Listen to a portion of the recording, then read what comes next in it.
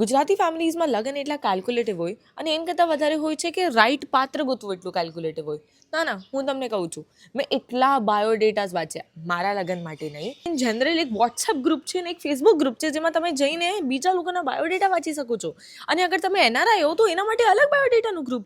આપણા પેરેન્ટ્સ લોકો આપણી આખી જિંદગી આપણને એક જ વસ્તુ કીધી છે કે છોકરો ગમે તેવો હોય એનું ભણતર અને એનો સ્વભાવ સારો હોવો જોઈએ.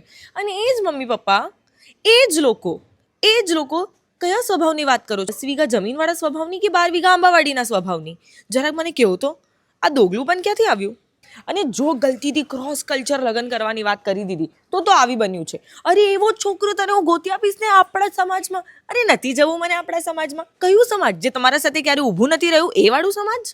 આ રીલ જોવા પછી મારી મમ્મી મને એ પણ કહેશે કે હેતી દીકરા, અગર આ રીલ તારા લગ્નની વાત થઈ અને વાયરલ થઈ ગઈ તો તને કોઈ છોકરો નહીં આપશે. અને નહીં આપે છોકરો, 50 લોકો મળશે મને બીજા. એવું મને લાગે છે, પણ મને ખાવાનું બનાવતા નથી આવડતું તો શું મને છોકરો મળશે?